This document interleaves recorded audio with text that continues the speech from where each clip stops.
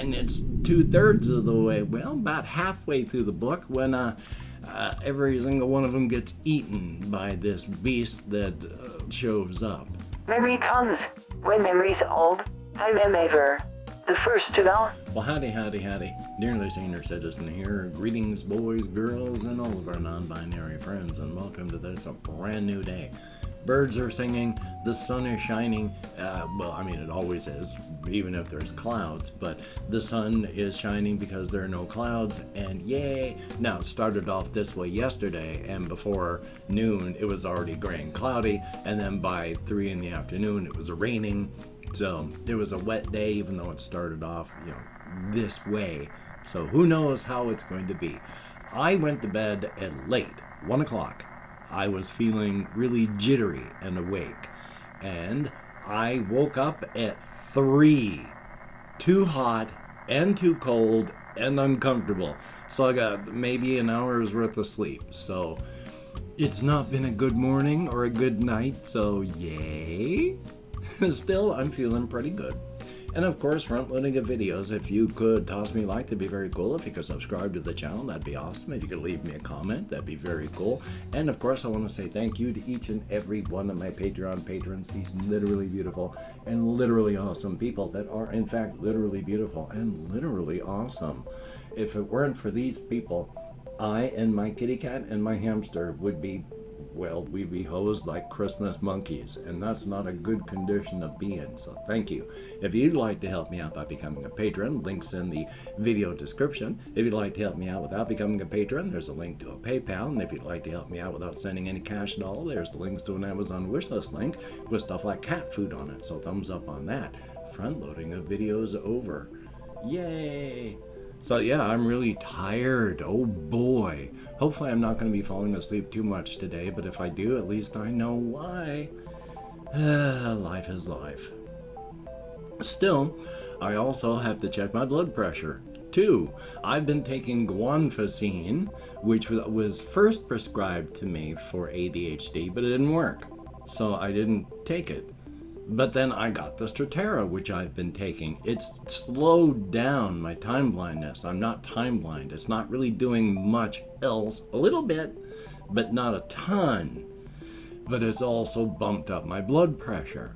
Now, though, it had bumped it out so much I'd had to take half a guanfacine in the morning and half of one at night to control things.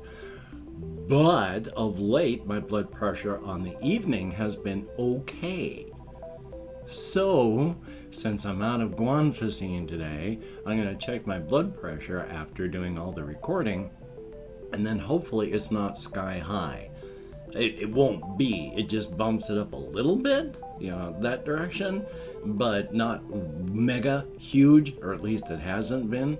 So hopefully it's okay, and if not, on the 16th, I have an appointment at the Veterans Administration, and blood pressure, unless it's sky high or a huge gap between your systolic and your diastolic, which indicates mounting blood pressure, mounting pressure inside your head, and you don't want to have a stroke, it's more of an acute,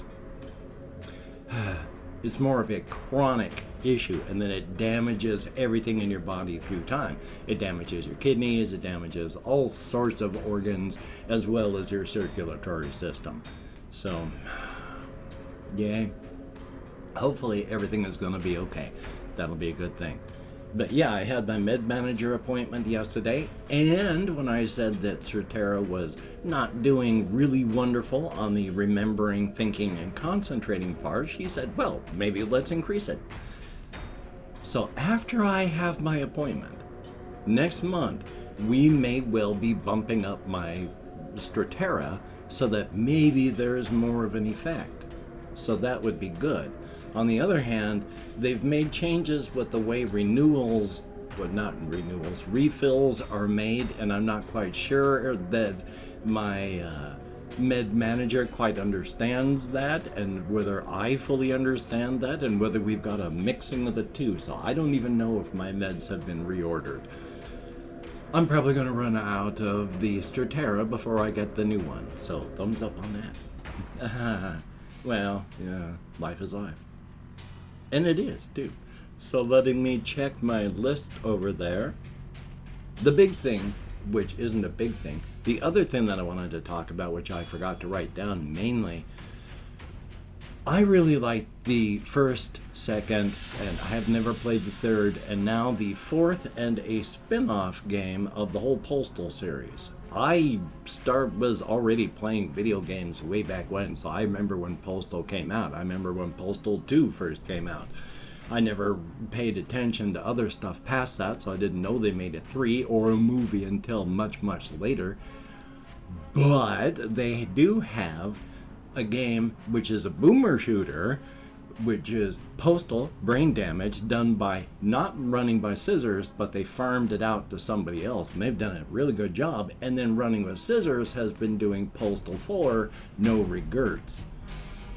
That one is massively unoptimized, and when you go through one scene to the next and it goes into a loading screen, as they've been optimizing it, it's become very buggy for me. I used to have no issues. It took forever on loading screens, but it would load. Now, about 2/3 of the time, it doesn't fully load the level, or it loads my character in something weird, or it fails in some other horrific fashion. So I'm hoping that they continue patching it. I'd like to get back to playing it. Massively unoptimized, so it chugs hard, even on the lowest settings on my system, but I can at least play it. Now the other one, as I said, a boomer shooter, Postal Brain Damaged. That is an insane game. Quite literally, there's no real connection between levels from one to the next, and that's okay because it fits in. The postal dude is dreaming. He wants to get a TV in a dream, and I don't know exactly the full story, but it's a dream, and so you don't really have to worry about the morals and ethics of what you're doing, because they're all just dream characters. Those people that are actual just dream characters are faceless and very voxely, low poly characters, whereas the villains that you're fighting are a mix of high poly and low poly, and it really works. It plays well. It's very, very fun. I played a lot of it, so it's very good. I don't know how or why Running with Scissors decided that I would be good to have keys for both of these. I didn't have to pay for either of these games. I got keys for them from Running with Scissors, so thumbs up for that. I like first-person shooters. I like boomer shooters, so it is a very, very good thing. Past that, I've just got some Razor's Edge stuff and creative stuff that I want to talk about on the side here. Part of what I keep doing when I'm going over stuff that I've nearly talked before, or I'm recontextualizing some things that have happened, like when I changed what happened with the doppelganger. So it was a doppelganger that survived, one of those few that survived after going, face to face with the kaiju after I went rampaging through the town of Apple Rock, is because, talking with my therapist about this, I'm not trying to get every little detail worked out so it's set in resin so that I can write it down. No, that is not what I'm trying to do in the slightest. I had finally figured it out myself as well. It is because I'm trying to keep this thing as much of a living and breathing thing that even when I'm not effectively doing anything with it, things are happening in the setting even without a main character or protagonist, because life is life. Life happens. That is why there's Abernathy, the town of Abernathy, in the beginning of the book, where they're happy. They are so glad that they are finally going to be on the map. They're getting contracts from the Crimson Kingdom. They're going to start planting huge amounts of more crops, and they're going to be getting more people in to help with all the farming. Abernathy, the small farming place, is going to become a bigger place. This is going to put them on the map. and it's 2/3 of the way, well, about halfway through the book, when every single one of them gets eaten by this beast that shows up. All aside from two. One, old Ray, so he doesn't even know what's going on, and then there's a 14-year-old girl who has a face-to-face meeting with the thing that had just eaten her parents, her siblings, and her friends. So they were on the map, but everything affects everything else. Something that happens here could, as I wrote it down here, a small thing that happens here, the whole butterfly effect, will have a large overarching effect over in this direction. So as I do small things, I have to see what the ripple effect is on everything else. Because they are, as stated, as much of a living, breathing environment in my head as I can make it, where changes make changes. So I'm not trying to set things in resin by, trying to fixate on every subject. I'm trying to just keep it a living, breathing thing that changes because, I've recontextualized this. Well, yeah, this does affect these people, which affects these people, which affects, and, everything affects everything. So you've got to think it all through. So thumbs up for that, and that's part of what I'm doing because the Straterra is not doing a wonderful job right now at helping me think or remember or concentrate. So I've got to do what I can, and that's what I'm doing. Thumbs up for that.